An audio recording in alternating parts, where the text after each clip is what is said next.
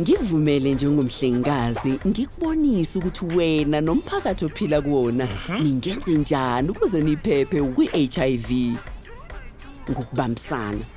Okuqala ngqa kuzofanele wazi ukuthi kwenzekani emzimbeni wakho. Ngisosebenzisa lamabhodlela ukukufundisa. Uyabona ke lobuhlalo obomvu obulapha?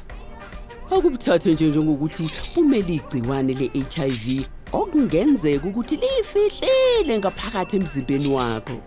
Uma ungakazi uhlelela igciwane le-HIV, ngeke wazi ukuthi unalo yini na. Ungazizwa nje ungumqemane okwamanje, kodwa ngaphandle kwephilisi lempilo lokushada i-HIV dengue, igciwane lizogcina lizenzela umathanda lingabe lisalawuleka emzimbeni wakho. Ugcina usushonile. Leli bhodlela likukhombisa ukuthi yini eqala ukwenzeka emzimbeni uma uthatha isinyathelo sokushada i-HIV dengue zonke izinsuku ngempilo. Uyazibonela ke na ukuthi indawo yalobu buhlalo obomvu obumele i-HIV isithathwa yilobo bumnyama obumele umuntu onempilo, angithi? Leli philisi elincanyana lempilo olithatha kanye ngosuku liyakuvikela ngoba lilokhu libulala i-HIV esegazini lakho. Ngisho noma ngabe ngomoto azishayelayo ophuzayo. Nasiki isiphethe esihle sendaba yami.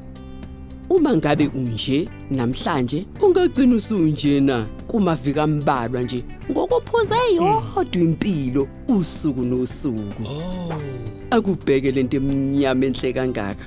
Iphuphuma ngothando nempilo ngoba impilo isibunqobe bonke ubuhlalo obubomvu obumele i-HIV. Uma usunjena ke manje ngeke usakwazi ukusulela omunye umuntu nge-HIV ngoba umthamo wegciwane emzimbeni wakho mncane kakhulu. Unjalo, hayibo sengishilo. Iphilisi elilodwa lempilo olithatha usuku nosuku liyithikithi lakho lizokubeka kuleso sigaba sempilo osaziyo sokuba ngumqemane.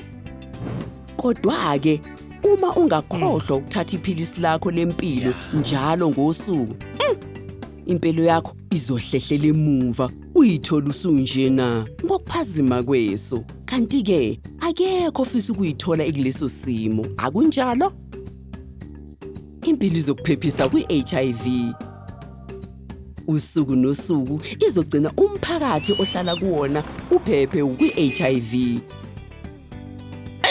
Kasi lamakasi, masenze njalo, sabelane ngolwazi, magenge.